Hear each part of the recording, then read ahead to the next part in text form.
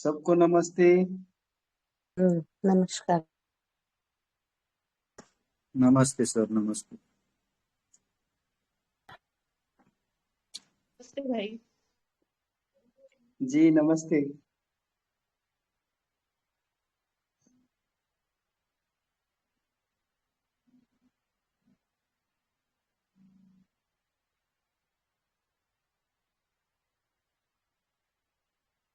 अभी तक किसी ने मेडिसिन को क्रैक नहीं किया है।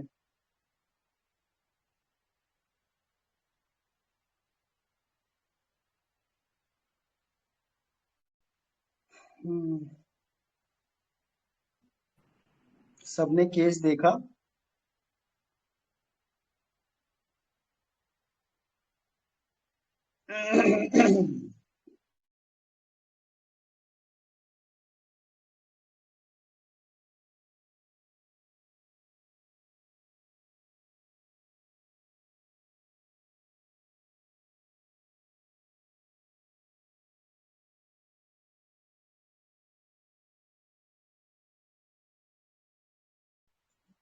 मीरा जी, आप केस को नरेट करेंगी?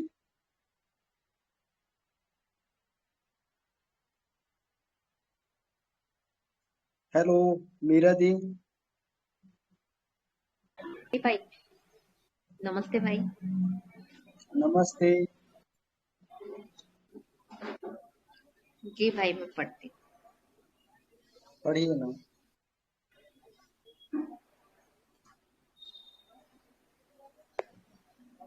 डॉक्टर बोलिए, क्या तकलीफ है?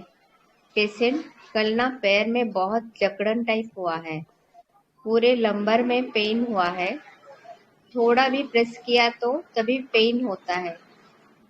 पूरा नस ना खींचे जैसे लगता है।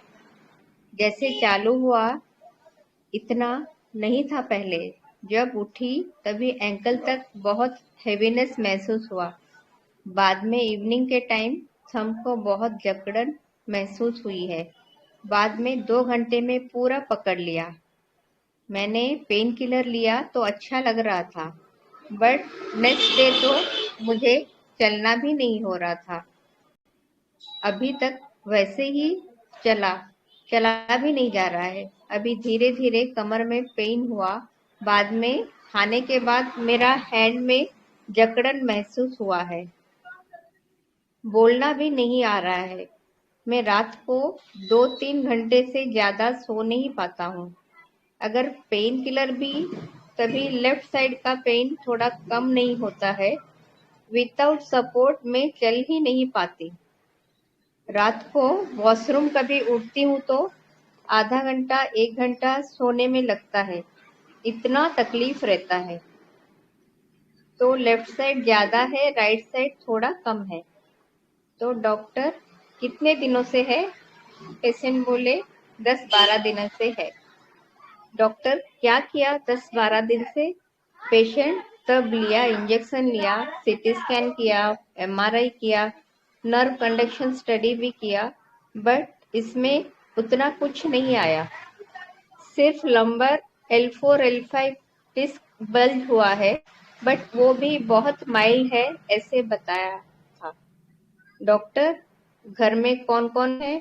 Patient, actually I am married. 7 month हुआ आज मेरे मायके आई हूँ ससुराल में से। मैं, मेरी हस्बैंड, सास और ससुर है। डॉक्टर, आप मैनेज कैसे करते हैं? पेशेंट, कंप्लीट बेड रेस्ट पे हूँ अभी तो। डॉक्टर, कुछ टेंशन था क्या ये तकलीफ होने से पहले? पेशेंट, एक्चुअली ये सब होने से पहले मेरा एक्सीडेंट हो गया था। बाइक पे अनकॉन्शियसनेस 10-15 मिनट, देन उसके बाद ओके हो गई थी। यहाँ मीन्स फेस पे सूजन आ गया था। वो हाथ से दिखा रही थी, फेस के जो सूजन है ना वो हाथ लगा के दिखा रही थी। राइट साइड हैंड में भी लग रहा था, बट बाकी का कुछ नहीं है। डॉक्टर, कोई टेंशन था क्या ये होने से पहले? पेशेंट, टेंशन कुछ नहीं था। मैं ससुराल में बेटी की तरह रहती हूँ। 3 मंथ पहले प्रेगनेंसी थी, बट एबॉर्ट हो गया था क्योंकि उसके पहले मुझे टाइफाइड हुआ, पता नहीं था, बाद में पता चला। तो हमारा चल रहा था कि रखना है या नहीं है, अनप्लान्ड प्रेगनेंसी था। बट बाद में डिसाइड किया रखेंगे, बट उसके बाद ब्लीडिंग स्टार्ट हो गया था। डॉक्टर बोले टाइफाइड की वजह से हुआ होगा। डॉक्टर अपने इन सब चीजों को कैसे लिया? पेशेंट एक्चुअली एक्सीडेंटल प्रेगनेंसी थी, तो वो चीज एक्सेप्ट करना में मुझे देर लग गई। कैसे होगा मेरा करियर का, वहाँ का माहौल का मुझे पता नहीं था, तो ये कैसे रिस्पॉन्सिबिलिटी लूँ मैं, ऐसे था। बट बाद में एक्सेप्ट कर लिया। बट अबॉर्ट हुआ तभी लगा कि रहना चाहिए। कैसे अबॉर्ट हुआ, ऐसे लगा। मैं एमएससी माइक्रोबायोलॉजी हुआ है। मैं नासिक में पीपल गांव बसंती की हूँ। उनका इंक्वायरी की, बट जॉब नहीं था, तो मैंने 15 दिन पहले स्कूल ज्वाइन किया, क्योंकि वो घर के पास ही था, इसलिए ज्वाइन कर लिया। डॉक्टर मायके में कौन कौन है? पेशेंट यहाँ मुझे मॉम डैड, हम दोनों बहनें। डॉक्टर कैसे लाइफ गई बचपन से, नेचर कैसा है? बच पेशेंट बचपन से मैं ज्यादा खेलती ही नहीं। मैं बड़ी थी तो माँ पापा के मेरे तरफ ध्यान ज्यादा था। मेरा नेचर भी बहुत सेंसिटिव है, किसी भी चीज में मुझे जल्दी असर पड़ जाता है। जैसे मेरा कोई फॉल्ट नहीं है, फिर भी मुझे कोई बोलते हैं तो मुझे गिल्ट आ जाता है, मैंने ऐसा किया। बट मैं पॉजिटिव की तरफ हूँ और अभी भी मेरा बहुत ज़्यादा कॉन्फिडेंस है। पहले मैं बहुत प्रोटेक्टेड थी, पहले से बहुत स्टूडियस थी। बाद में जगह चेंज हो गई, लोग चेंज हो गए। एक्चुअली मेरा कैसा है कि मैं जल्दी भरोसा रख देती हूँ। जब जब एग्जाम आता था तब मुझे टेंशन आता है। रिजल्ट बहुत अच्छा आता था, सब स्टडी करती हूँ, बट एग्जाम टाइम में वो स्ट्रेस आ जाता है। ससुराल में मुझे ध्यान में रख के सब चीज करते हैं, तो कुछ नहीं टेंशन। अगर मुझ पे भरोसा रखा तो मैं बहुत अच्छे से कर पाती हूँ। ज्यादा डोमिनेशन हुआ तो मैं गड़बड़ हो जाती हूँ। बट ससुराल में मेरा ऐसे कुछ भी नहीं है, कुछ डोमिनेशन वगैरह नहीं है। स्टूडियस थी मैं पहले से ही, दोस्त सब मिलके डोमिनेट करते थे, और मुझे लगता था क्या ये मैं सब करके पीछे रह जाती हूँ। जब मैं पूना साइड थी तभी ज्यादा फ्रेंड सर्किल था, मैं प्रॉब्लम में आ गई थी। डॉक्टर मैरिज अरेंज है या लव मैरिज? पेशेंट अरेंज है, बट मुझे पूछ कर 3-4 बार मिलके ही मैंने डिसाइड किया शादी का। डॉक्टर और कुछ शादी का बाद टेंशन था क्या? पेशेंट ऐसे कुछ भी नहीं है। डॉक्टर आपका और सास का रिलेशन कैसा है? पेशेंट हंस के बोली वो तो मेरी माँ से भी ज्यादा केयर करती है। डॉक्टर और नेचर के बारे में बताइए। पेशेंट वही, मैं सेंसिटिव हूँ, टॉकेटिव हूँ, बोलने का ज्यादा लगता है। ये बात मैंने मेरे ससुराल वालों को भी बताई कि मुझे ज्यादा लोग लगते हैं, आपके यहाँ तो सिर्फ 3-4 ही है। बट उन्होंने सबने इतना अच्छे से एडजस्ट कर लिया कि मुझे कोई भी प्रॉब्लम नहीं आई। डॉक्टर एग्जाम के पहले घबराहट होता है क्या आपको, कोई चीज के कारण से पहले? पेशेंट हाँ होता है, कि होगा या नहीं होता है। मैं हार्ड चीज आसानी से कर देती हूँ, बट आसान चीज मेरे से टफ हो जाती है। मैं काम के बारे में बहुत क्लियर होती हूँ। अगर मुझे काम नहीं हो रहा है, मैं डायरेक्टली बोल देती हूँ मुझसे ये नहीं होगा। स्टेज डेयरिंग है, कॉन्फिडेंट हूँ, नए लोगों को बात करने का नॉलेज लेना देना मुझे अच्छा लगता है। रिस्पॉन्सिबिलिटी लेना और पूरा करना ये पसंद है। तो अगर नहीं होता तो मैं गिल्ट फील करती हूँ। मेरे वजह से किसी का कोई प्रॉब्लम ना हो, ऐसे मुझे बर्दाश्त नहीं होता है। डॉक्टर बीमारी को लेके क्या टेंशन है? पेशेंट सडनली हुई तो कुछ नहीं समझ रहा था, बट यहाँ आने के बाद बहुत केयर लेते हैं, तो मुझे इतना नहीं लगा। पहले लगा कि पैरालिसिस तो नहीं, बट जब रिपोर्ट आई तो वो नहीं हुआ, बट ऐसे था कि ये क्यों हो रहा है, वो बहुत आ रहा था दिमाग में। खाने में स्वीट अच्छा लगता है। डॉक्टर, और नेचर कैसा है? पेशेंट, पहले बातें मन में रखती थी, बट अभी स्टेबिलिटी आ गई तो मैं बोलने लग रही हूँ। कॉन्फिडेंस भी आ गया। हर्ट होती हूँ जल्दी से। अगर मैं गलती है तो एक्सेप्ट करती हूँ, बट नहीं हुआ तो अगर कोई मुझे बोला तो हर्ट होती हूँ कि ऐसा क्यों किया इसने। मैं मेरा 100% देती हूँ सब काम करने में, बट नहीं हुआ तो हेल्प लेना पसंद है। हॉस्पिटल वाले व्हील चेयर देते हैं, बट मुझे लेना पसंद नहीं। कोई क्या बोलेगा ये ज्यादा मैटर नहीं करता। सब चीजों के बारे में मैं सोचती रहती हूँ। ऐसा कुछ नहीं। मुझे पेंटिंग में ही कैरियर करना था और वो होगा, मुझे पता है। हर चीज फिंगर आउट करके आगे बढ़ते रहती हूँ। कोई भी चीज मन में लेके बैठना ऐसे नहीं बैठती हूँ। कुछ टाइम के लिए लगता है, बट बाद में छोड़ देती हूँ। अगर फ्रस्ट्रेशन हुआ तो वो राइटिंग या पेंटिंग में निकाल जाता है। मैं पेंटिंग का एक आर्टिस्ट हूँ। देना है मुझे 100% वो देती हूँ। अगर नहीं करना तो नहीं करती। मुझे ऐसे भी लगता है कि मेरी वीकनेस लोगों को पता ना चले। अगर वीकनेस हुआ तो लोग लोग क्या कहेंगे? अगर वीकनेस अगर लगा गलत हुआ तो बोल देती हूँ। सुनाना सुनाना और ना सुनाना सामने वाले पे डिपेंड करता है। मैं ज्यादा फैमिली से अटैच हूँ, फ्रेंड से ज्यादा। उनकी रिस्पॉन्सिबिलिटी लेना अच्छा लगता है। मुझे सबकी चिंता रहती है, इतना सब पैसा जा रहा है, निकल तो कुछ भी नहीं रहा है। बट मुझे लगता है मेरी वजह से सब घर वाले परेशान हो रहे हैं। वैसे मुझे कोई कुछ बोलता नहीं, फिर भी मुझे लगता है पैसा भी तो ज्यादा जा रहा है। मैं न्यूली मैरिड हूँ, मुझे सब काम करना चाहिए था, बट मैं बीमारी के कारण मैं नहीं कर पा रही हूँ। इसका थोड़ा गिल्ट लगता है, बट डॉक्टर ने बोला है कि टाइम लगेगा, तो अभी रिलैक्स हूँ। Thank you.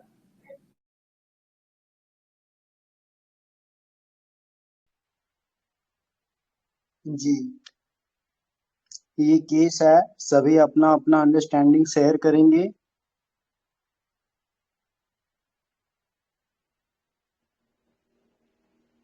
सबसे पहले तो मैं इसका आप लोगों को वीडियो दिखाता हूँ इस पेशेंट का, कि देखो अपनी होम्योपैथी कैसा वर्क करता है।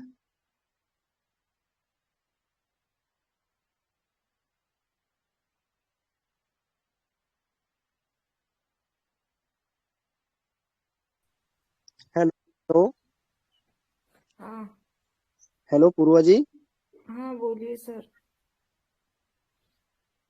अच्छा, थोड़ा उठ के दिखाएंगे आप?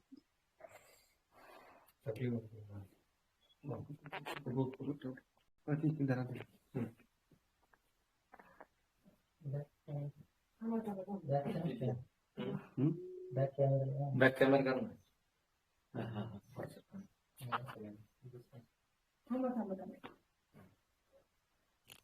आपकी टीम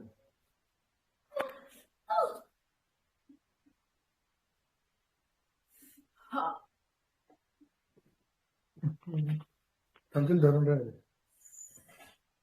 तो रिलॅक्स होऊन बोलून काय माग सरळ टेकून बस टेकून बैठ लोड ला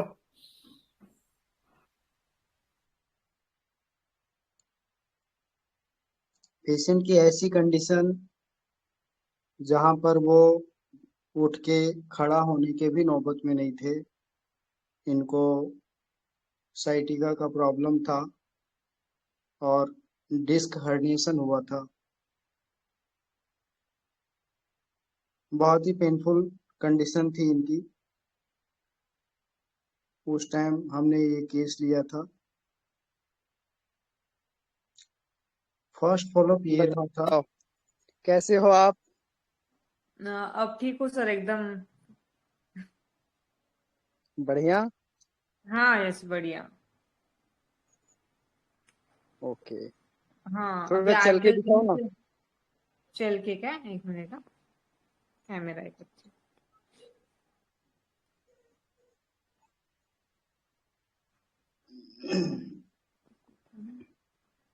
चलो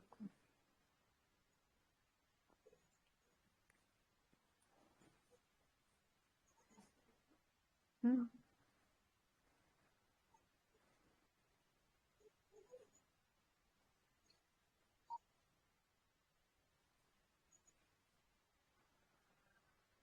चलने में कोई दिक्कत होती है क्या आपको?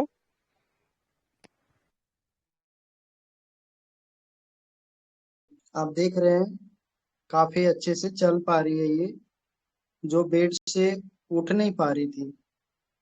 हमने आज इसका एक फॉलोअप लिया है, वो दिखाता हूँ। कैसे हो? एकदम मस्त। हेलो। हेलो बढ़िया। आ रही है आवाज? हाँ हाँ हाँ, बोलिए। आ रहा है, आ रहा है। थोड़ा चल के दिखाओ। अब तो दौड़ सकती हो, यहाँ पे कैमरा पकड़ने के लिए कोई नहीं है।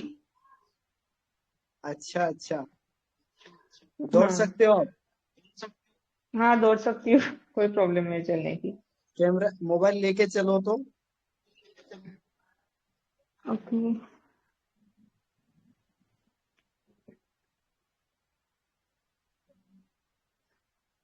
एक मिनट, हाँ मैं कहाँ तो शिफ्ट करती हूँ।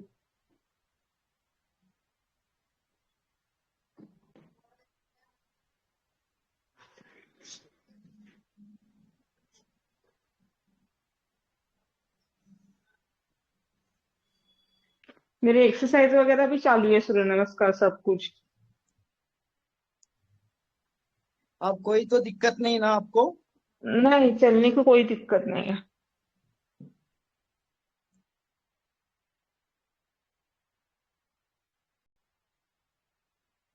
ये जब आपके पास साइटिका का या डिस्क हर्निएशन का जो केस आता है, डिस्क बल्ज का या स्लिप डिस्क का, तो ज्यादातर उसको सर्जरी किया जाता है हमारे मॉडर्न एलोपैथी साइंस में। बट आपके सामने मेरे पास देखिए, साइटिका का, डिस्क हर्निएशन का कितने सारे केसेस हैं जिसको विदाउट सर्जरी के होम्योपैथी से रिकवरी हुआ है, फुल्ली रिकवरी हुआ है। लंबर स्पॉन्डिलाइटिस का प्रॉब्लम बहुत अच्छे से क्लियर हुआ है। मेरा यूट्यूब में आप देखेंगे तो एक और पेशेंट था जो बेड से उठ नहीं पाता था, उसको भी बहुत अच्छे से रिकवरी हुआ था। बहुत बहुत बहुत पेशेंट है ऐसे। सो इस पेशेंट को आप सभी अपना राइट मेडिसिन आप लोगों को देना है। सभी अच्छे से इसको एनालिसिस करिए और अपना अपना अंडरस्टैंडिंग शेयर करिए, और इस पेशेंट को ठीक करने का प्रयास करिए। आप लोग देखिए कि आप लोग इस केस को कहाँ तक इसके साथ जस्टिस कर पाते हैं। मैं चाहूंगा कि एक डॉक्टर जो फ्री होंगे सबका ओपिनियन लेंगे। मीरा दी आप ही ले लो। हेलो।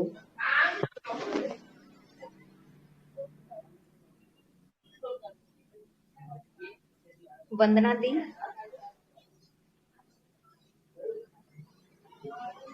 वंदना दी बताएंगे।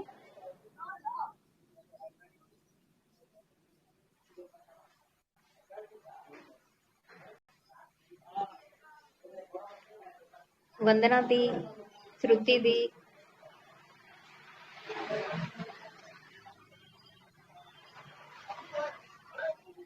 संजीवनी मैम।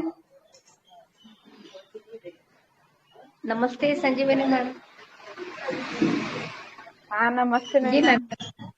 मैम। जी मैम, बताइए आपकी एनालिसिस हाँ इसी केस ये, में। ये हाँ ये जो पेशेंट है वो उसकी शादी हो गई और उसके बाद जब उसको टाइफाइड हुआ था तो उस टाइम उनको पता चला कि वो प्रेग्नेंट भी है। तो इनको लगा कि ये ट्रीटमेंट भी चल रही है तो बच्चा नहीं चाहिए हमें, और इस रिस्पॉन्सिबिलिटी वो उधर कैसे वो करेगी बच्चे के लिए, कि ये उसको पता नहीं था। तो उसको और बच्चा नहीं चाहिए था। लेकिन बाद में क्या हुआ कि उसको लगने लगा कि रहने दो, बच्चा चलेगा। तो फिर अपने आप से ही वो ब्लीडिंग चालू हो गया और वो अबॉर्शन हो गया। लेकिन उससे वो कहती है कि उसको उतना अटैच नहीं थी। लेकिन मुझे लगता है उसका थोड़ा उस पर इफेक्ट हो गया है। और पहले अभी वो कैसा बोल रही है कि वो सासू माँ है तो वो माँ के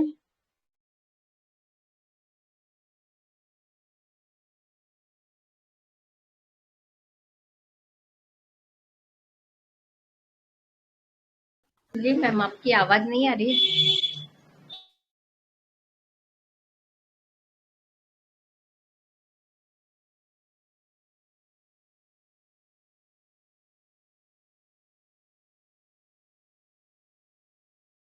संजीवनी मैम, आपकी आवाज नहीं आ रही है।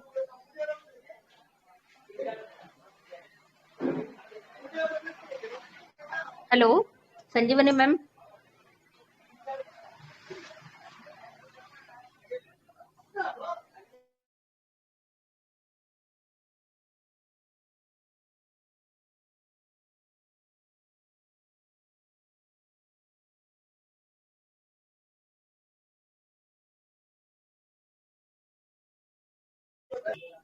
और कोई डॉक्टर्स अपना इनपुट दीजिए इस केस के बारे में। कोई वॉलंटरली इनपुट देना चाहते हैं तो प्लीज दीजिए।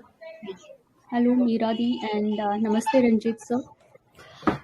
नमस्ते मुझे दीदी। ऐसे नमस्ते। सो ये काफ़ी एम्बिशियस लड़की लग रही है, जैसे कि इसने एमएससी किया हुआ है। एमएससी किया है ना, कुछ तो मास्टर्स किया है एंड जी देन माइक्रो। हाँ, और फिर मैरिज हुआ एंड एक्सीडेंटल प्रेगनेंसी रह गई and now her main concern is कि मैं मतलब उसको उसके करियर की चिंता है, फैमिली से या फिर बच्चे से भी ज़्यादा, मतलब फैमिली हाउस होल्ड से भी ज़्यादा उसको करियर में उसका मतलब इतना एजुकेशन होने के बाद करियर स्टैंड स्टिल पे तो नहीं आ जाएगा। So she was not happy with the pregnancy and दूसरी चीज़ मतलब उसको उसने कहा कि उसका जो पालन पोषण हुआ है वो काफ़ी मतलब सेंसिटिव है। कोई भी बोल देता है तो वो काफ़ी उसका इफ़ेक्ट होता है उसके ऊपर एंड उसकी गलती हो ना हो तो भी वो खुद को गिल्ट महसूस करती है कि शायद ये लोग मुझे समझ नहीं पाए या फिर मैं ही किधर तो गलत हूँ। ऐसा फीलिंग है क्या? I am just questioning, I am not sure, but मुझे ऐसे केस में लगा कि शायद कि उसको कोई उसके ऊपर ब्लेम करे ये वो ले नहीं पाती है एंड कंपनी चाहिए, डिज़ायर फॉर कंपनी। मतलब शादी होने के पहले भी शी मेड श्योर कि ये मतलब ससुराल में सिर्फ 4-5 ही लोग हैं तो मुझे ज़्यादा लोग पसंद हैं। सो लाइक कंक्लूजन पे तो नहीं आ पा रही हूँ मैं कुछ भी, but she likes people around her and she likes that कि लोग उसे अप्रिशिएट भी करें, क्योंकि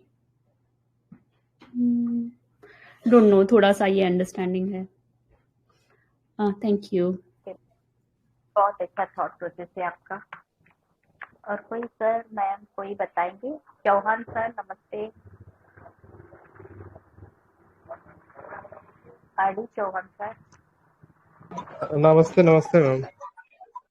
जी सर प्लीज। हाँ, ये मुझे कुछ परफॉर्मेंस इशू ही लग रहा है इसका। तो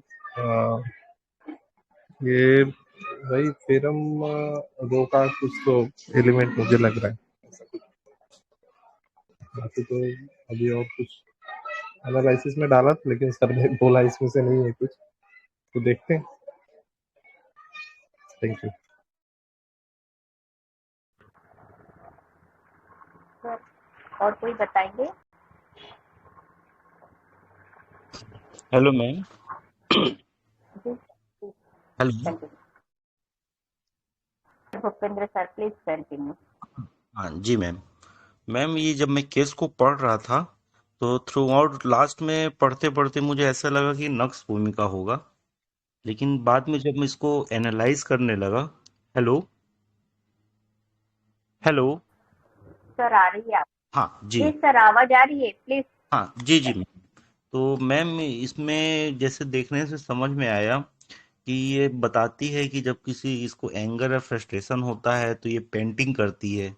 तो इसके अंदर आर्ट एबिलिटी है, पेंटिंग में कैरियर भी बनाना चाहती है, एम्बिशन इंक्रीज्ड भी है।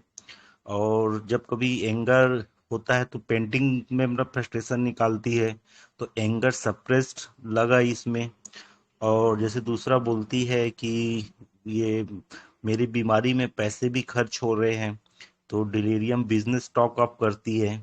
और ये कुछ भी करने से पहले सोचती है, विचारती है, पूरा कैलकुलेशन कर कर लेती है। मतलब स्थिति को ही समझती है, रिस्पॉन्सिबिलिटी लेना चाहती है, काम नहीं कर पा रही है, इसलिए खुद को रिप्रोच भी कर रही है, उसको गिल्ट फीलिंग भी आती है। और ये मतलब एम्बिशन इंक्रीज है, पेंटिंग में ही कैरियर बनाना चाहती है। थोड़ा सा खुद के लिए कुछ करने टाइप का ऐसा लग रहा था कि एक जगह इसको जॉब नहीं मिली, दूसरी जगह भी जॉब ले ली है। और ये जैसा बता रही है कि कॉलेज लाइफ में भी ये फ्रेंड इसके डोमिनेंट रहते थे, इसको अप्रिसिएशन चाहिए। यदि ज़्यादा लोग रहते हैं, इसको लोग प्रोत्साहन करते हैं तो यह अच्छा कर लेती है, नहीं मिलता तो उतना अच्छा नहीं कर पाती है ना। इसको मतलब कॉन्फिडेंस भी चाहिए। ये सब सोच के मुझे ऐसा लगा कि ये स्टेफिस एग्रिया होगी। जी जी सर बहुत अच्छा थॉट प्रोसेस है। जी। तो lastly thank you sir for. Conclusion ये किया कि स्टेफिस एग्रिया है। स्टार्टिंग मुझे नक्स भूमिका लग रही थी, इंडिपेंडेंट रहना चाह रही थी। दूसरा बोली कि मुझे व्हील चेयर देते हैं तो व्हील चेयर नहीं लेती हूँ। तो ऐसा लगा कि डिग्निफाइड भी फील करती है, किसी की हेल्प लेना नहीं चाहती। तो बाद में ऐसा लगा कि ये स्टेफिस एग्रिया भी हो सकती है। जी ma'am, it's okay. Thank you sir. जी और कोई बापू सर बोल।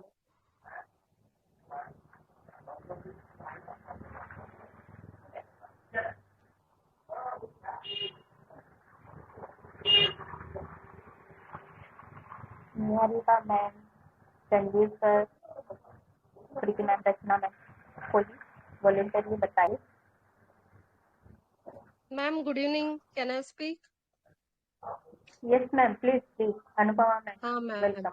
Ma'am throughout the case ना ऐसे कोई खास वजह, मतलब बंदी बीमार पड़ने के लिए कोई खास वजह या फिर history of domination, history of any sort of emotional disturbance, ऐसा कुछ खास केस में नहीं मिल रहा था। तो शायद सब लोग आज थोड़ा म्यूट थे, ऐसा लग रहा है मुझे पर्सनली। बट यहाँ पे केस बार बार देखने के बाद ऐसा लगता है कि बंदी बहुत कुछ करना चाहती है लाइफ में, बट उसको वो हासिल नहीं हो पा रहा है, करियर एम्बिशन हो या फिर जो भी हो। बट अदरवाइज शी इज लाडली है, सब लोगों ने उसको बहुत प्यार से पला, मतलब she had a good childhood. और बाय गॉड्स ग्रेस उसको ससुराल भी अच्छा मिला है, वहां पे भी सब लोग अंडरस्टैंडिंग है। बट यहाँ पे जब वो बात बीमारी की बात कर रही थी तो डेल्यूजन टॉकिंग अबाउट बिजनेस था, और फिर अफेक्शन, रिटर्न अफेक्शन वाला लगा इधर, क्योंकि वो बोल रही थी मायके में आने के बाद मुझे कुछ खास बीमारी के बारे में नहीं लग रहा, क्योंकि यहाँ पे सब लोग मेरी अच्छी तरह से देखभाल कर रहे हैं। तो she is feeling much better, she is not feeling much about the element और पैथोलॉजी के बारे में उतना हाईलाइट करके नहीं बोल रही वो। और उसको घबराहट या फिर कोई खास टेंशन भी ऐसे नहीं लग रहा है, ऐसे उसने बोला। और आर्ट एबिलिटी है ma'am, she is ambitious, she wants to do something in life. थोड़ा बिजनेस टाइप भी टॉक्स थे उसके। तो ओवरऑल मैम मुझे यहाँ पे थोड़ा फॉस्फोरस का फील आ रहा है. Otherwise, there is nothing very specific in the case which will indicate one particular remedy. ऐसा लगा ma'am. Thank you. Thank you. Thank you ma'am for your analysis. और कोई डॉक्टर बताना चाहेंगे वॉलंटरली? राज सर बताना चाह रहे हैं? आर के राज सर, नमस्ते. Veena ma'am, Mayuri ma'am, Harshali ma'am.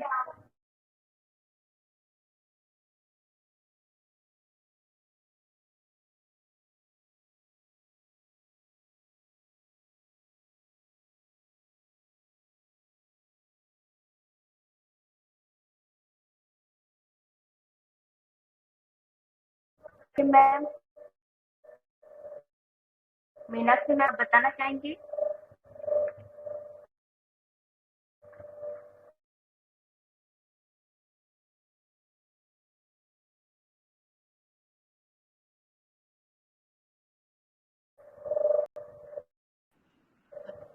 Meenakshi ma'am, Bhavini ma'am.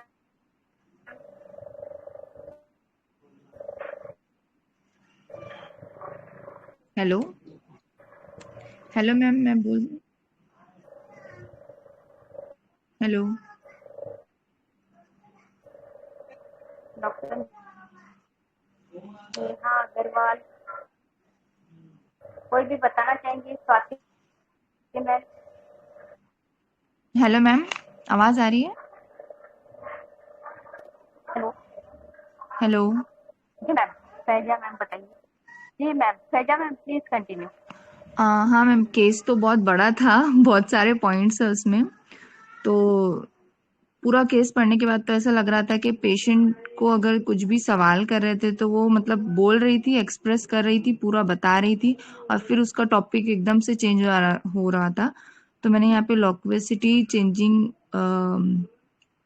Subject वो रैपिड वो वाला रूब्रिक लिया, और उसने बोला कि मैं हार्ड काम आसानी से कर लेती है और आसान काम में उसको दिक्कत आती है, और जब वो नहीं होता है तो वो हेल्प ले लेती है, उसमें उसको कुछ प्रॉब्लम नहीं है, मतलब बोल देती है कि नहीं हो रहा है मुझसे, हेल्प ले लेती है. और हेलो, आवाज आ रही है मैम? हेलो अरे ये आवाज आ रही है. हाँ बोलिए ओके. बोलिए. और वो जब भी फ्रस्ट्रेट होती है तो उसका पेंटिंग में और राइटिंग में निकालता है वो, मतलब वो बताती नहीं है. तो मुझे यहाँ पे कवर्डाइज लगी, और वो बोल रही है कि किसी को उसकी कमी नहीं दिखना चाहिए वरना लोग फायदा उठाते हैं, इसलिए उसको छुपाने की कोशिश करके वो दूसरों के सामने कॉन्फिडेंट बनती है. वो बोलती है ना कॉन्फिडेंट, अब पहले मतलब अब थोड़ी पॉजिटिव हो गई हूँ और कॉन्फिडेंट है. और स्टार्टिंग में जब उसको कंसीव हुआ तो वो पहले तो उसको वो हो गया कि करियर का कैसे होगा, उसे एक्सेप्ट नहीं किया. फिर बाद में जब अबॉर्ट हुआ तो भी उसको प्रेगनेंसी जब वो बोली कि कैसे हो गया, रहना चाहिए था. तो यहाँ पे मुझे दो दो चीजें लगी. एंटागोनिज्म विथ हरसेल्फ लगा कि मतलब दो बातें कर रही है, और पूरे केस में एक्सपेंसिव लगी. और सर ने 2 बार क्वेश्चन पूछा उससे कि पहले कोई टेंशन था क्या, पहले कुछ अलग आंसर दिया, फिर बाद में सर ने और रिपीट किया कि इसके पहले कोई टेंशन था क्या. और फिर उसकी चाइल्डहुड में भी थोड़ी प्रोटेक्टेड थी, मतलब उसके फादर ने और मदर ने उसे बहुत प्रोटेक्टेड रखा था, उसकी केयर बहुत करते थे, और रिस्पॉन्सिबिलिटी भी लेती थी वो. और उस जब शादी का डिसीजन लेने की बात आई तो उसको 3-4 बार उससे मिलना पड़ा शादी के डिसीजन के लिए, मतलब एक बार में उसने वो नहीं कर दिया था. तो यहाँ पे मुझे थोड़ी बराइटा कार का फील आ रहा है. केस तो बहुत बड़ा है सर, अब वो समझ में नहीं आ रहा है, लेकिन एक ऐसा फील आ रहा है कि बराइटा कार हो सकता है. बहुत अच्छा मैम, बहुत अच्छा थॉट प्रोसेस है आपका. जी thank you ma'am. Saroja hello. Ma'am बताएंगे? जी सर, प्रिंसिपल सर प्लीज. हाँ, मेरा जो परसेप्शन ये था कि एक तो ये मैडम 100% सब चीज में देना चाह रही है और फास्टिडियस भी है, और इसको एंजाइटी मनी मैटर्स भी लग रहा है. तो मेरे को जैसा लग रहा है थोड़ा कार्सिनोसिन की तरफ में केस जा रहा है. छोटा सा एनालिसिस में दे रहा हूँ. जो मुझे इतनी मॉर्बिडिटी जो लगी, इसका एंजाइटी मनी मैटर्स भी है और बहुत बढ़िया करना चाह रहे हैं, ये परफेक्शनिस्ट है ये, इसलिए मेरा तो कार्सिनोसिन की तरफ में गया। Thank you. Thank you sir. Lisa ma'am, Lisa ma'am आप बताएंगे। सारिका मैम, लिसा मैम, सुरेखा मैम।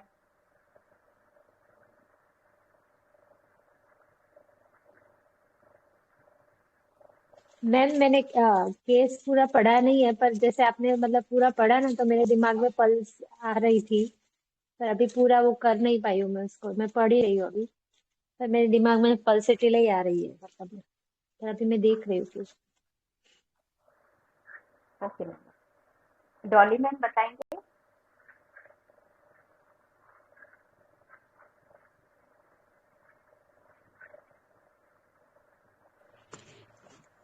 हेलो फिर सर नमस्ते। नमस्ते। जी ये सर प्लीज। इनको ये जो एंगर बताया ना, एंगर सप्रेस, क्योंकि ये उसको आर्ट में उसमें लगा लेती हैं पेंटिंग में, तो और दूसरा ये एम्बिशन इनकी इंक्रीज है, क्योंकि ये बच्चे नहीं चाहती है और मतलब कुछ करना चाह रही थी, तो इसमें फिर आर्ट एबिलिटी भी लिया आपने और कम्युनिकेटिव एक्सपेंसिव ऐसे हैं।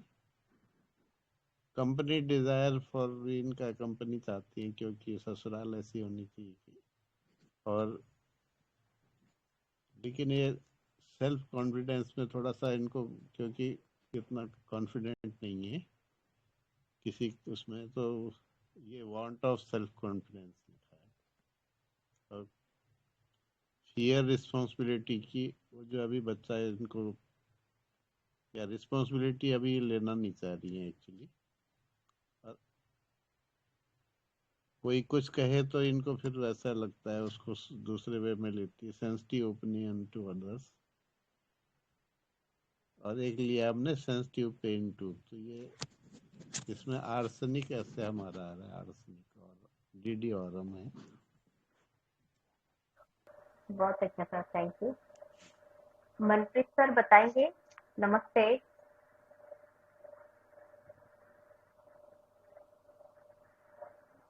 मनप्रीत सर नमस्ते। हेलो, विनोद नमस्ते सर। मैडम। जी सर प्लीज बताइए। मैम ये पेशेंट मेरे को थोड़ा से वही लगा कि लेमेंटिंग कर रही है पेन के लिए काफ़ी, और इसको रेस्ट चाहिए ma'am. Bed desire to remain in bed, तो अर्जेंटम नाइट्रिकम का फीलिंग लग रही है मुझे।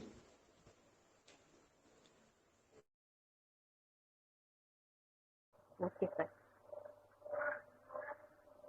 Thank you sir. Dilip sir, Vinod sir.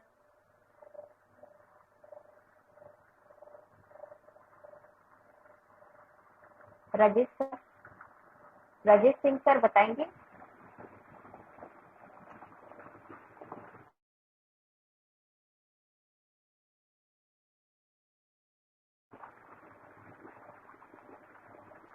Rajesh sir, Ashish sir, Deepti ma'am, Vijayalakshmi ma'am. Rajesh sir ma'am बताइए। प्रणाम। हाँ मैम, प्रणाम ये सर। देखो, पूरा अगर इस केस को पढ़ा जाए ओवरऑल, तो रिस्पॉन्सिबिलिटी लेने वाली है और मतलब इसके पास कुछ करने की ललक है, मतलब ये सोच रही है कि मैं कुछ करूंगी, मतलब ये पैशनेट भी है। ओवरऑल इन सारी चीज़ों को देख के पूरा अगर इसकी सिनेरियो समझी जाए तो लैक्सिस डीडी स्टेफी सेग्रिया लग रही है।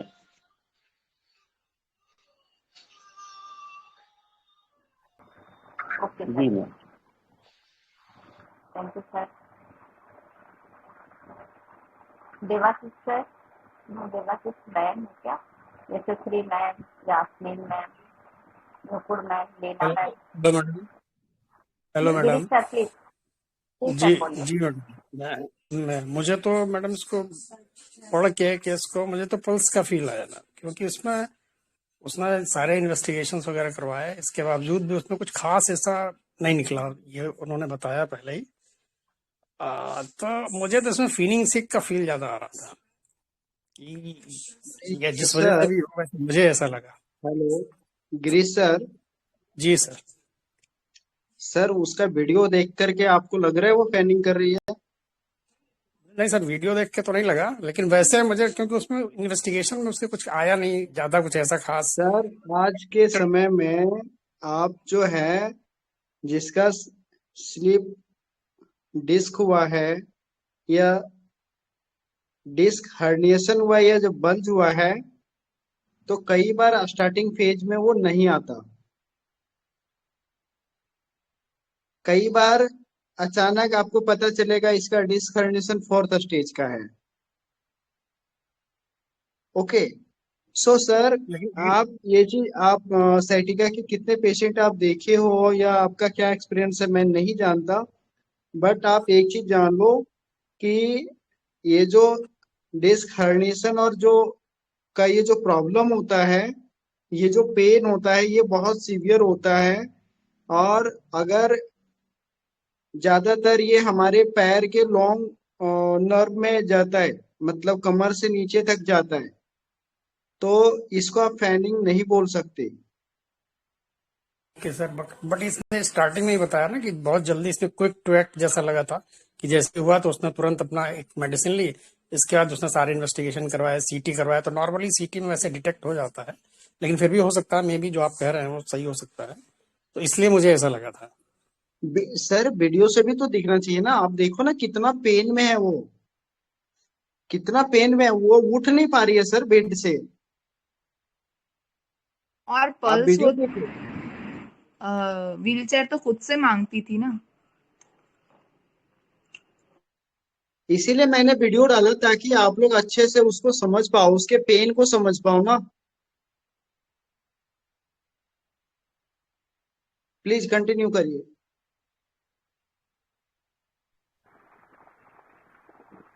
Sir Vijayalakshmi ma'am please. हाँ हाँ नमस्ते। आई वांटेड टू मतलब मुझे ये बोलना है कि she is a very very sensitive woman. उसका कोई भी अपेरेंट कॉज नहीं है, पर वो प्रेजेंटेशन काफी सीरियस है और पेनफुल है, एंग्विश पेन में भी लगी। और उसकी सेंसिबिलिटी मुझे बहुत बहुत सेंसिटिव आर्टिस्टिक टाइप्स की लगी, कोई अपेरेंट कॉज नहीं, फिर भी she is coming up with this presentation. तो मुझे वो कार्सिनोसिन टाइप सी लगी। I am not sure about the remedy, but I think it is more of carcinosin type of sensitivity. Okay ma'am, thank you. और कोई doctor बताना चाहेंगे?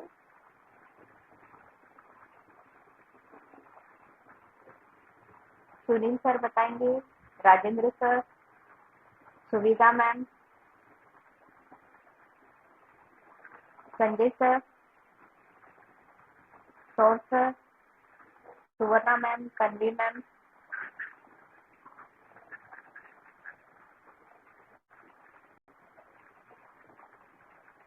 और कोई बताना चाहेंगे? अनुराधा मैम, वॉलंटियरली बताइए, एनालिसिस लीजिए, बहुत अच्छा केस है ये। मैम क्या ये आशीष सर, साइक्लामेन हो सकती है? जी मैम आई एम बताइए नॉट ना आपका श्योर। Thought process. नहीं आप थोड़ा साइक्लामेन बताइए मुझे अपना thought- बताइए इस थॉट एसिड प्रोसेस मिलारी में कैसे आप सोचे साइक्लामेन। डिस्क्राइब करने में थोड़ा डिफिकल्टी है मुझे, बट थोड़ा सा लग रहा है कि साइक्लामेन भी हो सकती है ये। क्यों सोचे साइक्लामेन के बारे में? गिल्ट थोड़ा है ना कि एक ही एक्सपेक्ट देखिए आप गेज वाला। मैं केस दोबारा पढ़ती हूँ फिर बताती हूँ, अभी बस ओके ज्वाइन मैम, किया। Okay thank you. Thank you ma'am.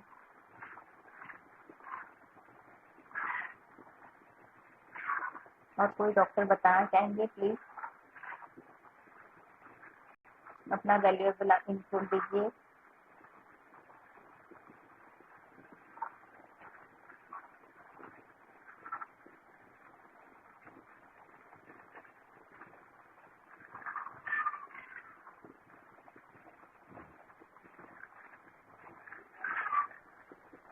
अरे सभी को अपना अपना अंडरस्टैंडिंग शेयर करना चाहिए, उससे काफी आपके अंदर कॉन्फिडेंस बढ़ेगा, आपको समझ में आएगा। तो आप अपना अंडरस्टैंडिंग शेयर करिए।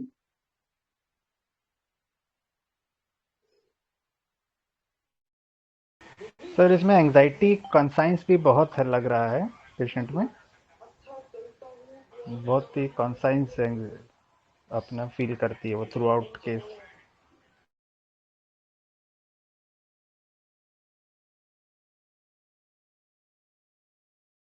जी सर, मनप्रीत सर आपका रेमेडी क्या था? अर्जेंटम बोले थे ना? अर्जेंटम में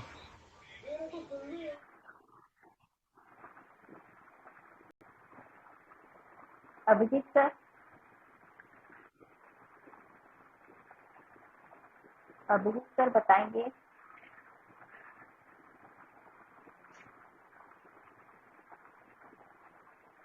Vrishali ma'am, Rohini ma'am, sir मैं नीलम बात मैम। करूं? जी मैम, क्षमा मैम प्लीज। ये लड़की बहुत फैमिली पर्सन है। देखो कैसे ना, अपने ससुराल वालों के साथ भी वो कुछ ऐसा बोली नहीं कि ये ऐसे है ये वैसे है, किसी के बारे में उसने कंप्लेन नहीं की। इवन वो तो बोल रही थी कि सास मेरे को बहुत अच्छे से देखती है, एक माँ जैसी है। ऐसे कोई लड़की बोलती ही नहीं है। हर कोई बहू तो सास के बारे में पहले कंप्लेन करेगी, पर ये लड़की ऐसी है कि वो बोल रही है कि मेरी सास तो मेरी माँ जैसी है, बहुत केयर करती है। यानी ये लड़की भी वैसी ही होगी ना, कि वैसे ही सबके साथ रहती होगी, इसीलिए सब इसके साथ प्यार से रहते हैं। इवन मायके में भी वही है कि सबके साथ बहुत अच्छा है, वहां पे भी सबके साथ बहुत अच्छा है। तो वो बहुत family person, loving person, caring है सबके प्रति, बहुत एक्टिविटी, डिजायर्स एक्टिविटी में बहुत उत्साह से करती है जो भी करना है, वाइवेशियस है। यानी उसके वाइब से आए तो बहुत अच्छी लड़की लगी मुझे वो। यानी जैसे कि सैकरम जैसे, मिस्त्री जैसे, शक्कर जैसी।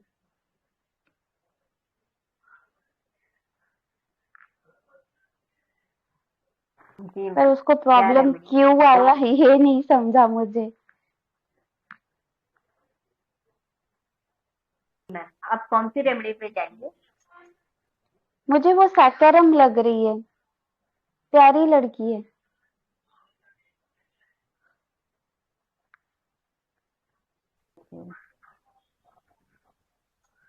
ठीक है मैम। निहारिका मैम, संजीव हाँ सर। जी, हाँ जी मैम। इसमें ना मुझे जो मतलब मेन उसका लगा कि उसको एंजाइटी बहुत है, कुछ भी काम करने से पहले उसको एंटीसिपेटरी एंजाइटी काफी रह रही है। कोई भी काम करती है तो उसको पहले ये लगता है कि मैं कर पाऊंगी या नहीं, इस तरीके का है उसको। और दूसरा ये कि उसको कंपनी बहुत अच्छी लगती, कंपनी डिजायर है उसको, उसको फैमिली में ज्यादा सारे लोग चाहिए, बातें करने के लिए कोई चाहिए। और उसको मतलब अब काम के लिए मतलब वो रिस्पॉन्सिबिलिटी लेना तो चाहती है, पर उसके पीछे में भी रीजन मुझे लगा कि ये हो सकता है कि अच्छे से परफॉर्म करूंगी तो मुझे अप्रिशिएट करेंगे। और दूसरा ये कि अगर वो डोमिनेशन में वही चीज अगर उसको करनी पड़ती है तो वो घबरा जाती है, तो वहां भी एंजाइटी उसकी मतलब बाहर निकल के आती है। बट अभी मैं मेडिसिन पे कंक्लूजन पे नहीं पहुंच पाई हूँ, मुझे ये चीजें समझ में आई हैं बस ma'am. Okay ma'am, thank you. Thank you. और कोई बताना चाहेंगे? और कोई डॉक्टर प्लीज बताइए। या मुझे ऐसा एक, यस, जी मैम। एक थॉट ऐसे भी आया कि एबॉर्शन के बाद जब मतलब एक्सीडेंटल प्रेगनेंसी रही एंड देन एबॉर्ट हुआ तो रॉन्ग मतलब शायद उसका एंजाइटी कॉन्सर्न्स या फिर मतलब वहां पे उसका गिल्ट रहेगा क्योंकि उसने एक वक्त चाहा कि नहीं होना चाहिए प्रेगनेंसी एंड देन ऐसा इंसिडेंट हुआ तो कुछ तो मतलब गिल्ट है या फिर रॉन्ग डन वाला फीलिंग है या फिर एंजाइटी कॉन्सर्न्स है मतलब वहां पे ये तीनों में से कुछ होना चाहिए। Thank you. Thank you ma'am. और कोई डॉक्टर्स बताएंगे? Naveen sir, Ritima ma'am ma'am, hello. Please please हाँ सारिका। मैम, केस पढ़ने के बाद अभी 3 पॉइंट मेरे माइंड मतलब पूरा ये थ्रेड तो नहीं बना पाई मैं, पर 3 पॉइंट मेरे दिमाग में आ रहे। एक तो क्लैरिटी ऑफ माइंड है उसको, कि अगर कोई चीज करना है तो उसमें 100% देना है, नहीं हो रहा है या नहीं कर पा रही है तो उसमें सामने से बोल देती है। हर चीज में ऐसे ही है। पर अगर जहाँ पे वो करने जा रही, 100% देने जा रही, वहां नहीं हो रहा है तो फिर उसको गिल्टी आ रही है। और थर्ड पॉइंट है कि ये बहुत ही अफेक्शनेट है, मतलब मैं वहां घर पे भी और यहाँ ससुराल में भी। तो ये 3 पॉइंट मेरे तरफ से मुझे लगे कि अफेक्शनेट है या फिर ऐसा है टेम्पर्ड या लविंग चाइल्ड जैसा। तो एक वो पॉइंट लगा। Second point anxiety of conscience और third point is clarity of mind. ये 3 पॉइंट मुझे केस में मेरे तरफ से समझ में आ रही है। Okay ma'am, thank you for sharing. Rohini ma'am, Kumar sir, Rushali ma'am,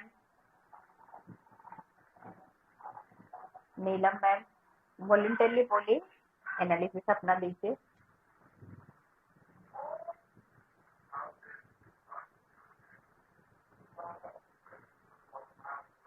Pratima ma'am बताएंगे?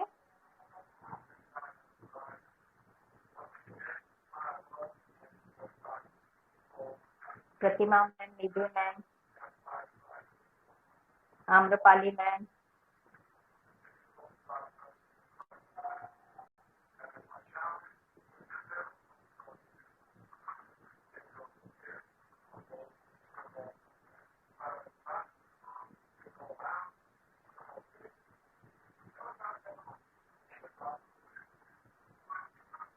प्लीज वॉलंटियरली कोई बताइए, आपका एनालिसिस कीजिए।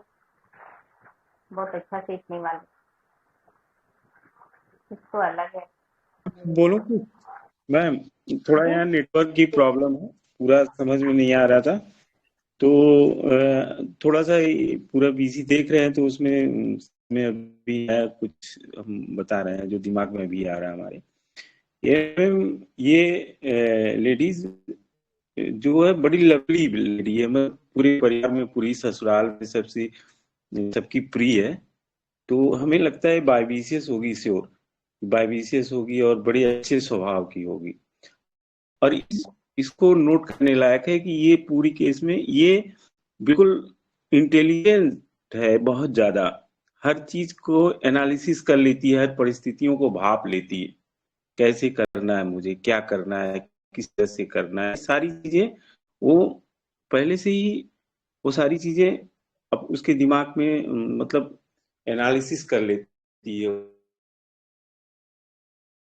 पहले।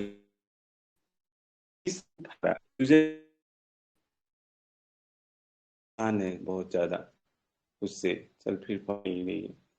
ये सारी चीजें देख के और फिर परेशान होती है या कोई होता है तो फिर वो अपने को व्यस्त कर लेती है, कोई आर्ट बनाती है तो उसमें व्यस्त कर लेती है।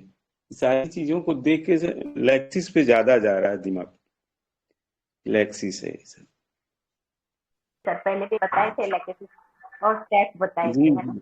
अभी तो कुछ पे आगे। जी, हम उसमें यार नेट में चलाने में थोड़ा सा दिक्कत हो रही थी, तो अभी एनालिसिस किए तो दिमाग में आए लैक्सिस होती है।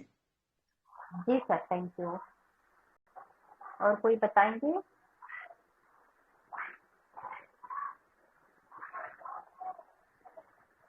और कोई डॉक्टर्स अपना एनालिसिस देना चाहेंगे? वॉलंटियरली दीजिए।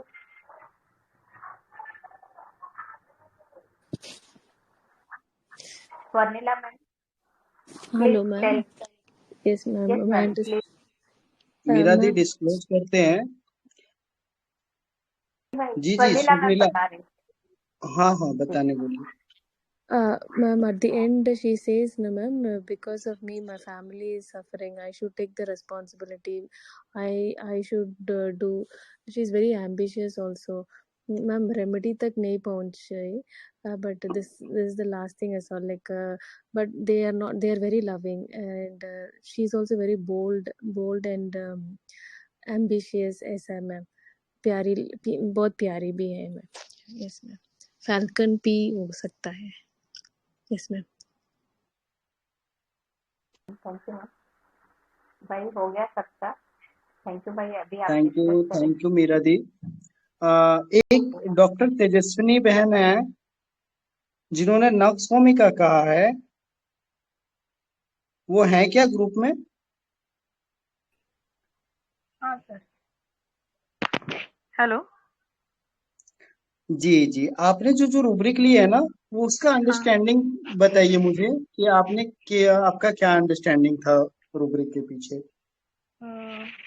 सर पहले तो मुझे उसका जो कहना था कि मैं कोई भी काम ऐसे छोड़ती नहीं हूँ जब तक वो पूरा ना कर लूँ, तो उसमें मुझे ऐसा लगा कि कहीं तो भी उसमें परसिवरेंस है।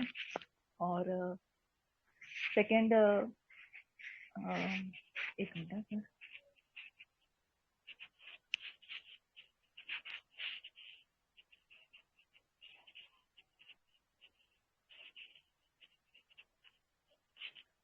और जैसे मैंने एक रूब्रिक लिया था कि उसमें एक मैथमेटिक्स एबिलिटी है, कोई भी काम वो जो करती है तो वो थोड़ा फिगर आउट करके करती है। और पॉजिटिवनेस लगा उसका, थोड़ा विचारों में थोड़ा क्लैरिटी ऑफ थॉट से लगा, कॉन्फिडेंट लगी वो। और थोड़ा जैसे उसका जो एम्बिशन है वो कहीं तो भी थोड़ी एम्बिशियस पर्सनालिटी लगी मुझे। तो ये सब लेकर मुझे वो नक्स भूमिका लगी। हेलो। तेजस्विनी बहन, आपने बहुत ही अच्छा अपने एनालिसिस दिए हैं, वेरी गुड एनालिसिस। बट नक्स भूमिका नहीं, ये लैकेसिस है जो आपका डीडी रेमेडी है। Okay okay sir. ओके, हाँ, डीडी में सो कॉन्ग्रेचुलेशन टू ऑल जिन्होंने लैकेसिस को कैच किए। ये पेशेंट लैकेसिस है, तो बहुत ही अच्छे से ये पेशेंट ने आर्टिस्टिक एप्टीट्यूड अच्छे से सिखाया हमें, क्योंकि सिंथेसिस रेपर्टरी के अंदर आर्ट एबिलिटी में लैकेसिस मौजूद नहीं है, बट कंप्लीट रेपर्टरी में आपको आर्टिस्टिक एप्टीट्यूड में लैकेसिस मौजूद है। फर्स्ट टाइम इसका आर्ट एबिलिटी के चलते मैं इसका जब एनालिसिस किया तो आप लोगों की तरह मैं भी काफी ज्यादा घूम गया। इसको कार्सिनोसिन दूं, नाइट्रम्यूर दूं, क्या दूं, सिलिशिया दूं, तो अंततः मैंने इसके लिए सिलिशिया डिसाइड किया था और उससे नहीं हुआ, तो फिर इसका तकलीफ और बढ़ गई। फिर मैंने इसको 1M किया, फिर भी नहीं हुआ। देन मैंने इसको फिर से एनालिसिस किया, और जब री एनालिसिस किया तो ये कंफर्म हुई कि ये लैकेसिस है। ठीक है, तो देखो ये पेशेंट जो है, सबको फील आया कि बहुत ही क्लैरिटी है इसके अंदर, बहुत ही ज्यादा वाइविशियस नेचर है। इसको लोगों दोस्तों के साथ घूमना, दोस्तों के साथ बातें करना, दोस्तों के साथ रहना बहुत ही अच्छा है। स्टेज डेयरिंग है, ज्ञान लेना ज्ञान देना इसको काफी अच्छा लगता है। ठीक है, तो ये सारी चीजें हैं इसके अंदर। ये रिस्पॉन्सिबिलिटी लेती है, रिस्पॉन्सिबिलिटी बहुत अच्छे से लेती है। और ये इसका कहना है कि मैं इजली कभी भी हार नहीं मानती, मैं जिस काम को लेती हूँ मैं उसमें हार नहीं मानती, उसको पूरा करके छोड़ती हूँ। तो कितना डिटर्मिनेशन है, परजिवरेंस है, एम्बिशियस लड़की है, बहुत ही कॉन्फिडेंट है, क्लैरिटी ऑफ माइंड है, कम्युनिकेटिव है, लव फॉर फैमिली है। ओके, लव फॉर फैमिली है, और एंजाइटी, कंसाइंस ऑफ एंजाइटी।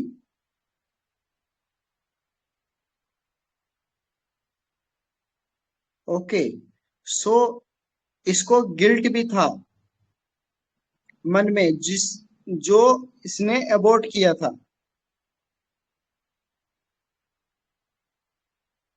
इसने एक ही बात बोली कि मैं अपनी वीकनेस को बाहर नहीं आने देना चाहती, मेरी वीकनेस लोगों को पता ना चले, इसलिए मैं सबके सामने में नहीं बताती, अपनी वीकनेस नहीं दिखाती।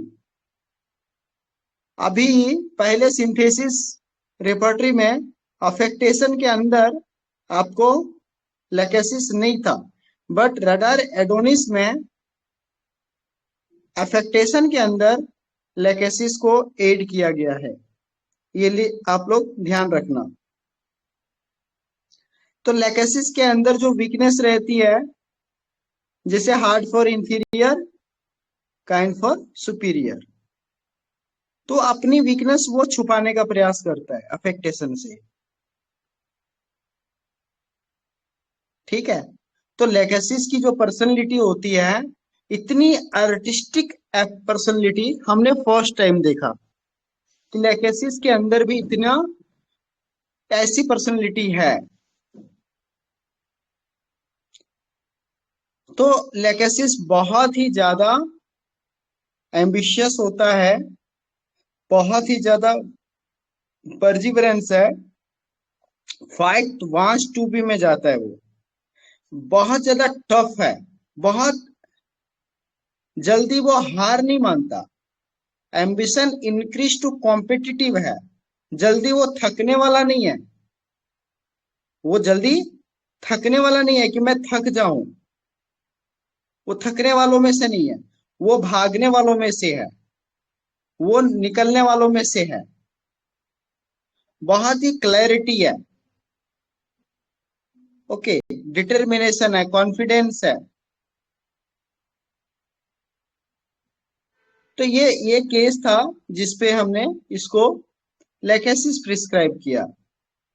और मैं स्टार्टिंग में जो है रूब्रिक के खेल में मैं भी इसमें उलझ गया था, इसका आर्ट देख करके, बट थैंक गॉड कि कंप्लीट रेपर्टरी के अंदर आर्टिस्टिक एप्टीट्यूड में लेकेसिस मुझे मिला, तो वहां से मैं कंफर्म किया और फिर मैंने इसको लेकेसिस 200 दिया। 200 देने के बाद इसका आफ्टर 10-15 डेज का वो फर्स्ट फॉलोअप था। उसके बाद फिर मैंने आज फॉलोअप लिया, आज उसका लगभग 8-10 महीना हो गए हैं, 8-10 महीना में आज फॉलोअप लिया उसका। इतने दिन वो जो डॉक्टर मेरे को रेफर किए थे केस, वो एसएल चलाते रहे, काफी बढ़िया रहा, और आज वो बिल्कुल पूरी तरह से वो ठीक हो चुकी है।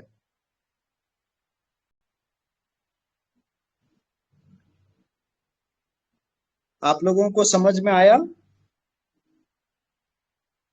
मैं चार्ट जो है ना ग्रुप में अपना डाल देता हूँ, आप लोग चार्ट देख लेंगे। सर नमस्ते। सर जी कहीं नमस्ते। ना कहीं ये कहीं ना कहीं रॉन्ग सफर वाली थी क्या फीलिंग्स? जैसे उसने बोला ना अनप्लान प्रेगनेंसी थी, और शायद वहीं से कुछ हुआ होगा ऐसा कुछ। नहीं सर, रॉन्ग सफर तो मुझे नहीं लगा।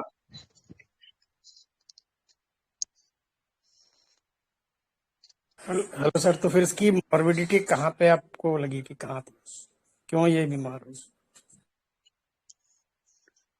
ये बीमार पड़ने से पहले क्या बोली थी, इसको इंजरी हुआ था ना, अरे ये बाइक ओके से सर, गिर गई थी ना। हाँ सर, इंजरीज में आप कंसीडर नहीं की सर? हाँ, मैंने उस चीज को कंसिडर नहीं किया।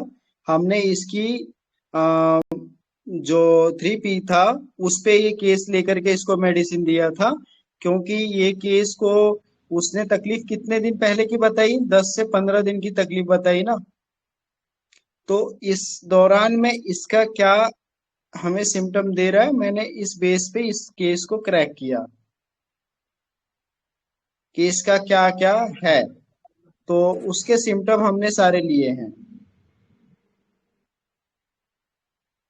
तो जो केस में जो मुझे इसको इसमें रूब्रिक से मिला, मैं वो रूब्रिक लिया और रूब्रिक के बेस पे ही इस केस को मैंने डील किया।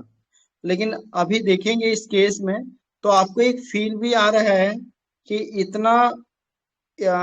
इतना ज्यादा जो ये जो सारे गुण हैं इस पर्सनैलिटी में, जो बहुत ही ज्यादा परजिवरेंस है, फाइट वांट्स टू बी है, एंड एम्बिशियस है, क्विक टू एक्ट है, communicative, determination, confidence, positiveness, clarity of mind, responsibility taking too seriously. तो ये सारी क्वालिटी जो है वो नक्श भूमिका कवर नहीं करती, क्योंकि नक्श भूमिका रिस्पॉन्सिबिलिटी नहीं लेता।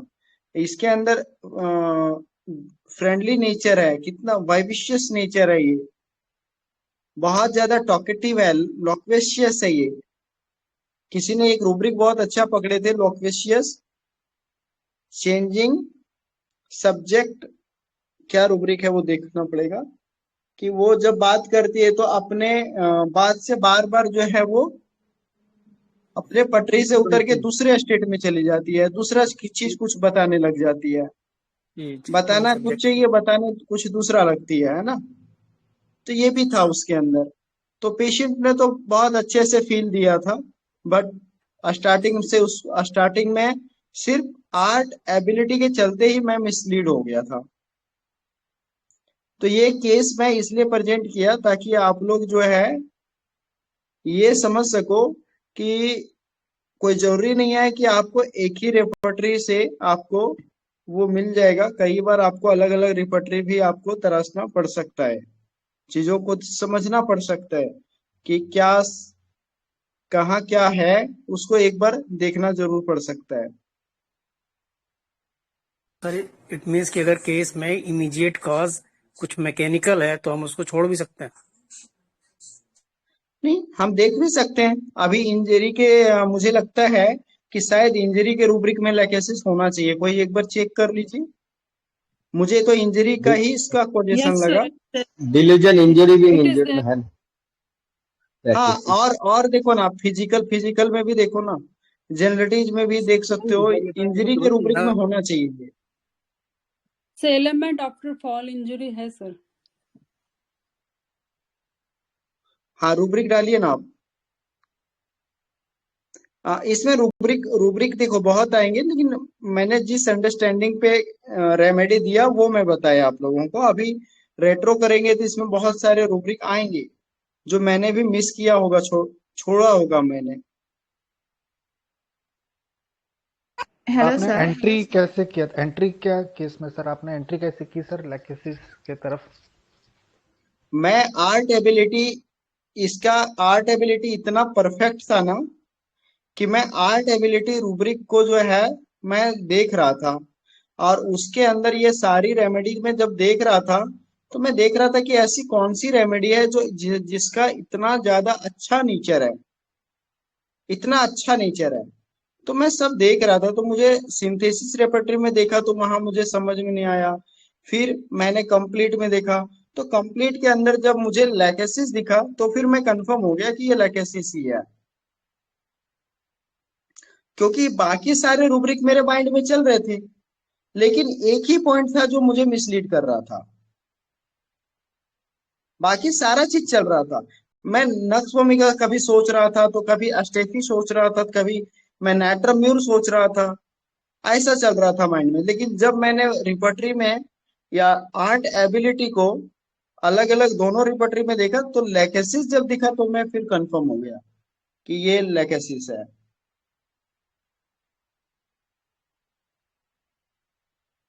nice case and very nice understanding also.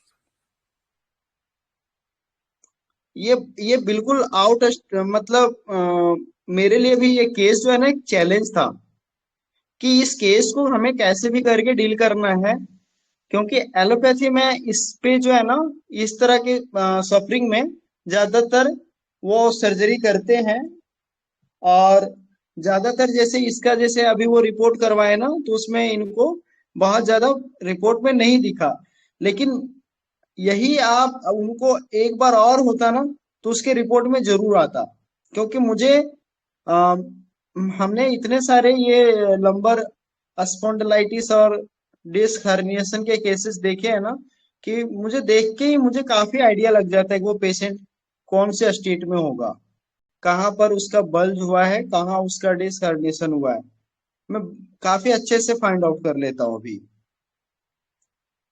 और काफी पेशेंट सर ठीक किए हैं, और मतलब आप लोगों को जो है ना मैं आगे ये जो है ना इसका मैं आप लोगों को कई सारे केसेस दिखाऊंगा, आप लोग भी जो है ना ये जो प्रॉब्लम है ना बहुत ही कॉमन है, बहुत ही कॉमन लोगों में ये अक्सर हो जाया करता है,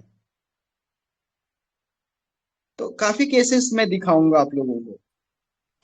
अभी सर हाल फिलहाल में अभी एक पेशेंट को दिए थे, एक डॉक्टर ने ये केस रेफर किए थे, विद इन 7 डेज पे 4 साल का साइटी का 90% रिकवरी हो गया।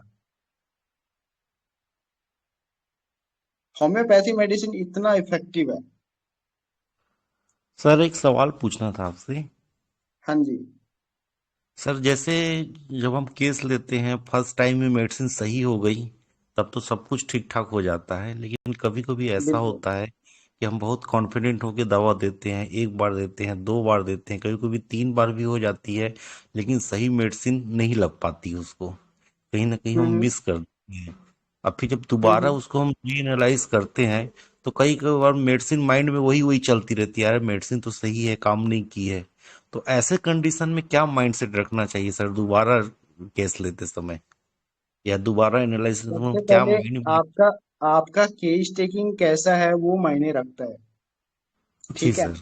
अगर मुझे लग रहा है कि हमने इस ये रूब्रिक पे मेडिसिन दिया है, ठीक है, तो मैं दोबारा जब रीएनालाइसिस करता हूँ ना तो मैं वो सारे रूब्रिक फिर कंफर्म करता हूँ कि हमने ये लिए हैं, उसमें जो रूब्रिक क्वालिफाई हो रहे हैं क्या वो 100% क्वालिफाई हो रहे हैं, अगर हो रहे हैं तो ठीक है, नहीं तो मैं फिर उसका आईपीआर से कंफर्म करता हूँ। अच्छा। मतलब मैं हर एक रूब्रिक अगर मैं रीएनालाइसिस कर रहा हूं ना तो मैं इतना सटीक जाना चाहता हूं कि उसमें कोई भी अनक्वालिफाइड चीजें ना आ जाए, जो भी मेरे चार्ट में आ जाए या जो भी मेरा पॉइंट या मेरा अंडरस्टैंडिंग बने वो टू द करेक्ट बने, तो मैं इन चीजों का ध्यान रखता हूँ। जी और ओके मैं सर। उन सारी चीजों को छोड़ देता हूँ जो अनक्वालिफाई है, जो 99% सही है लेकिन 1% का कंफ्यूजन है, मैं उसको भी छोड़ देता हूँ, और मैं वो सारे पॉइंट को कंसिडर करता हूँ जो 100% एक्यूरेट है। वो पूरे 1 घंटे के केस में एक ही पॉइंट क्यों ना हो, मैं एक जी ही सर। पॉइंट लेकर के फिर मैं उस पर काम करना चालू करता हूँ। हम्म। ओके सर, ठीक है, समझ गए सर। Thank you. आप लोगों को अभी हमारा जो सेशन हो रहा है ये सब सेशन आप अटेंड करेंगे, मेरे सारे सेशन, तो आप लोगों को काफी अच्छी जानकारी मिलेगी, काफी डेप्थ में चीजों को सोचने का, समझने का आपको एक समझ में आएगा। आप लोग देखते होंगे हमारा केस और केस टेकिंग का पैटर्न एंड अंडरस्टैंडिंग, तो आप लोगों को काफी चीजें समझ में आता होगा कि एक्चुअल में हम केसेस को कैसे एनालिसिस करें, केस टेकिंग कैसे करें, क्या हम ले क्या हम छोड़ दें, है ना। तो ये चीजें हैं, तो अभी आप लोग हमारे साथ जुड़े रहें और अच्छे से आप लोग साथ में लर्न करें तो काफी अच्छे से हम लोग कर सकते हैं। और जितना अच्छा मेहनत करेंगे उतना अच्छा हम लोग आगे बढ़ेंगे और होम्योपैथी उतना ही अच्छा आगे ग्रोथ करेगा। अभी आप लोग देखिए, मैं रियली बताता हूँ कि भगवान ने हमें होम्योपैथ बना के बहुत बड़ा उपकार किए हैं और बहुत बड़ा रिस्पॉन्सिबिलिटी भी दिए हैं। हम होम्योपैथ बहुत अच्छे से पेशेंट को रिकवरी करा सकते हैं, मेंटल एंड फिजिकल।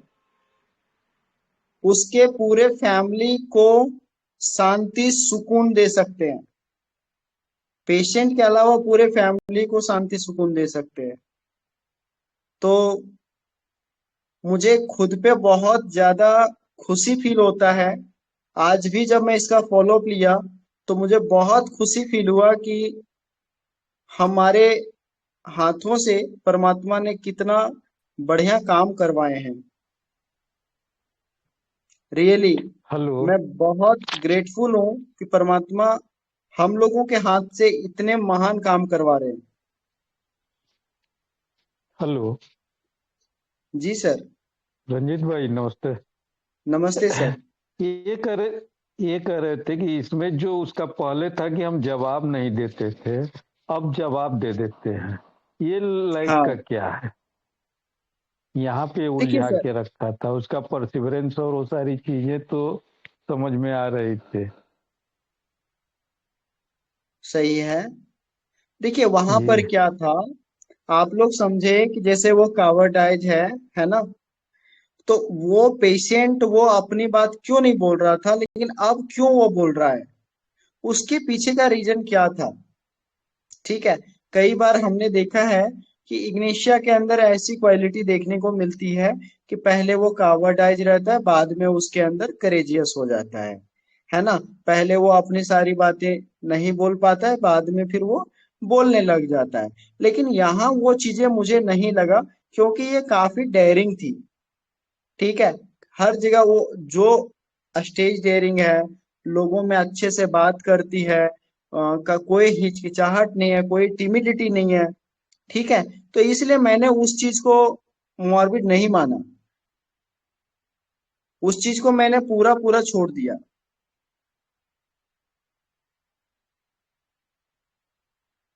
सर ये क्योंकि भी क्लैरिटी ऑफ माइंड ही है ना इसका, हाँ कि तो भाई वो आई और तब देखा कि भाई यही मारविड समझ में आ रही थी ना उसमें। और उसका जो वो प्रेगनेंसी था, एक्सीडेंटल प्रेगनेंसी। जी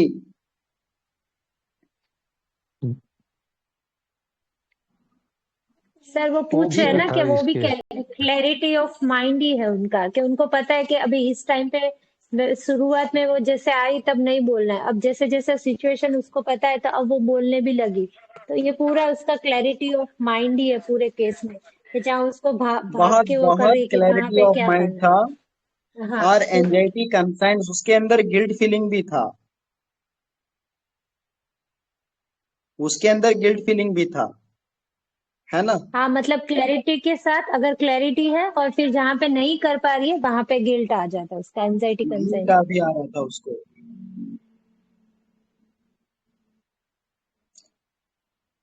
चलो सेशन को वाइंड अप करते हैं, मेरा क्लिनिक भी बढ़ाने का टाइम है।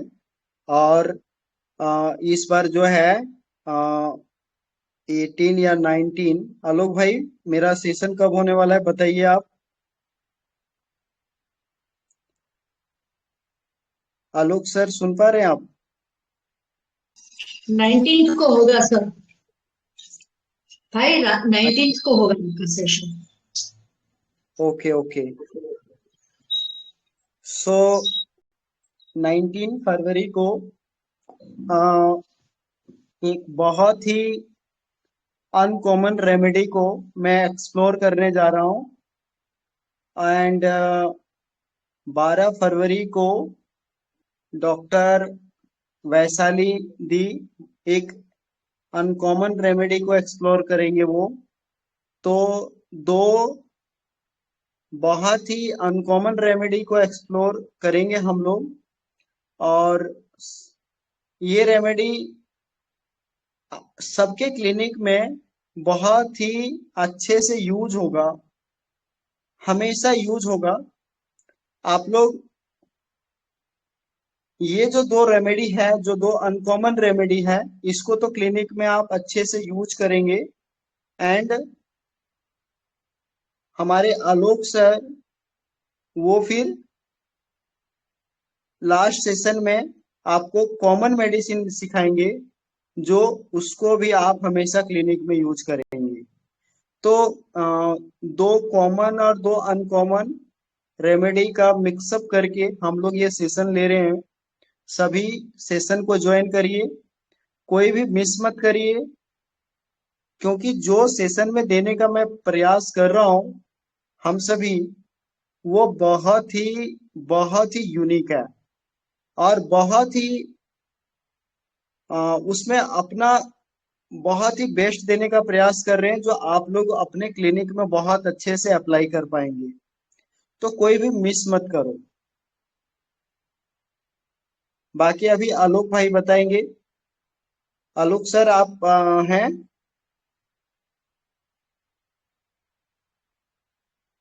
शायद वो। हेलो। जी सर। हाँ जी सर। हेलो। हाँ जी सर, हाँ जी सर, आवाज आ रहा है आपको? हाँ सर, आ रहा है, आ रहा है। मेरा सेशन का डेट सर कितना तारीख को रखे आप 19th बताइए। को सर, 19th को। ओके। 19th को आपका है, 26 को मेरा है। सो ये सेशन हमारे राणा दी का होने वाला था। राणा दी राणा दी का सेशन अब जो है मार्च में होगा, और हम लोग ये सेशन अभी कर रहे हैं। सो सभी सभी ज्वाइन करो, कोई भी मिस मत करो।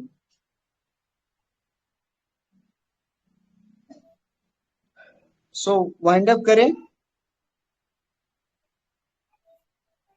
ठीक है, बाइंड अप करें सभी लोग। हो गया होगा आई थिंक। क्वेरी हो तो पूछ लीजिए अभी भी।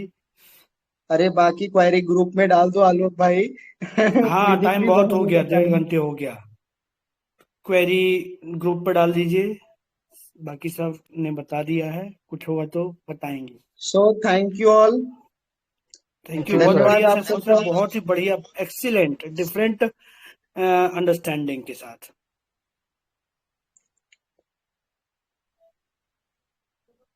Thank you.